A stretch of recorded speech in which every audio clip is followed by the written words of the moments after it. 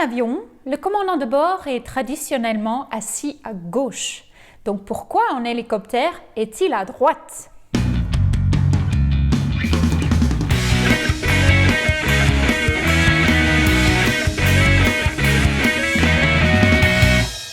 Bonjour et bienvenue à cet nouvel épisode. Aujourd'hui, je vais répondre à une question de Patrice du groupe Facebook Aviation et Automobile. En avion, le commandant de bord est traditionnellement assis à gauche. Donc pourquoi en hélicoptère est-il à droite?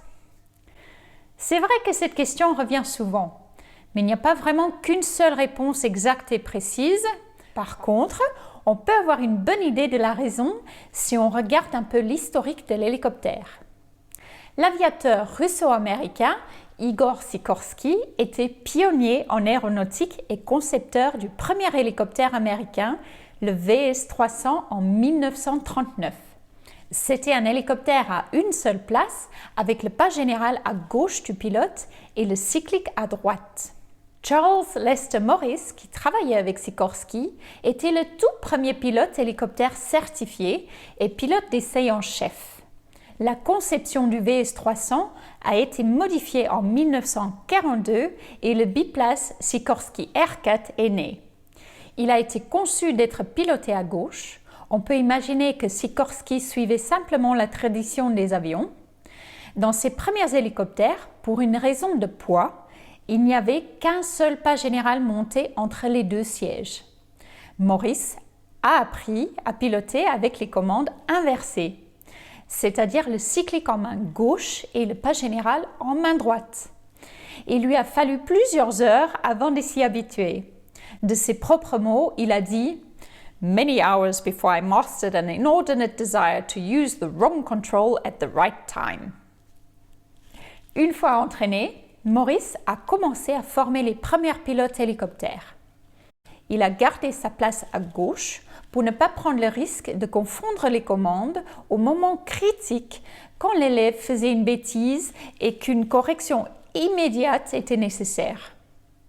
Une autre raison était que le cyclique du Aircat était lourd et difficile à manipuler, ce qui demandait de la force et une bonne coordination du pilote. La plupart des élèves pilotes étant droitiers, c'était mieux de contrôler le cyclique en main droite. Donc à partir de ce moment, tout nouveau pilote hélicoptère a appris en place droite. Le Sikorsky Aircat, également connu sous le nom de Sikorsky HNS-1 ou de Hoverfly, était le premier hélicoptère produit en série. Il était utilisé aux États-Unis par les forces aériennes de l'armée, les marines et les gardes-côtes. Au Royaume-Uni, il a servi dans la Royal Air Force et les marines. Voilà comment la première génération de pilotes hélicoptères se trouvait en place droite. Tout a changé quand Bell Hélicoptère a sorti son hélicoptère, le Bell 47, en 1946 avec le système de double commande. Chaque pilote hélicoptère avait ses propres commandes et peu importe place gauche ou place droite, le pilote avait le cyclique en main droite et le pas général en main gauche. C'est devenu la norme pour tous les hélicoptères par la suite. Maintenant, il y a plusieurs raisons pourquoi il peut y avoir une préférence pour la place droite. En vol, on peut difficilement lâcher le cyclique, mais on peut lâcher le pas général pour des courtes périodes.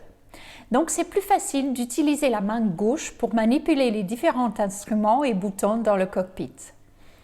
L'ergonomie veut que le tableau de bord soit à gauche du pilote. Ça évite le croisement des bras au-dessus du cyclique et donc le pilote est mieux en place droite sur beaucoup d'hélicoptères qui ont leur tableau de bord au milieu. Dans certaines situations, on peut préférer la place gauche. Un pilote peut préférer d'être en place gauche en cas de levage, par exemple. Pour voir son chargement sous l'hélico, le pilote doit pencher sous le côté. Il est beaucoup plus facile de garder l'hélico stable quand on peut pencher à gauche au-dessus du pas général que d'éloigner le bras gauche et pencher sur le bras droit et le cyclique. Un autre avantage d'être à gauche, c'est que les commandes sont à l'abri de nos passagers, leurs pieds, leurs bagages à main, etc. En Bell 47 ou MD 500 par exemple, on peut être 3 personnes bien serrées côte à côte Notre main gauche est sur le pas général qui est à côté de la porte et non pas sous les fesses de nos passagers.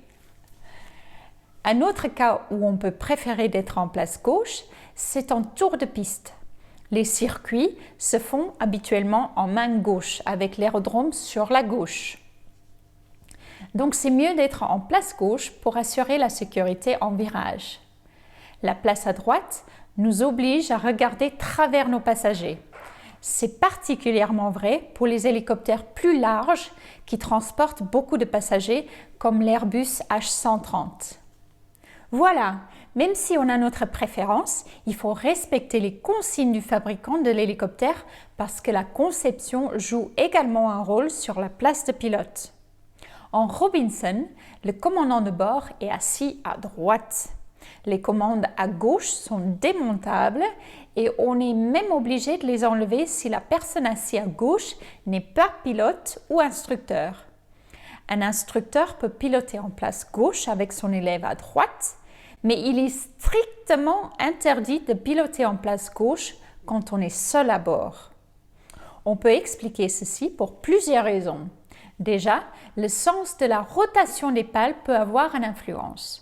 Selon la troisième loi de Newton sur le principe d'action-réaction, quand les pales tournent dans un sens, le fuselage veut tourner dans l'autre sens et c'est grâce à notre rotor anticouple que l'hélicoptère reste en position. Donc en Robinson, on a ces deux forces vers la droite. Le rotor principal pousse le nez de l'hélicoptère vers la droite et le rotor anticouple pousse la queue de l'hélicoptère vers la droite. Ces deux forces donnent une tendance naturelle à l'hélicoptère de translater vers la droite. Pour compenser, il faut mettre un peu de cyclique à gauche. Le cyclique à gauche bascule le disque rotor à gauche et comme une pendule, le fuselage suit toujours le disque rotor. Il penche vers la gauche et le patin gauche est un peu plus bas que le patin droite.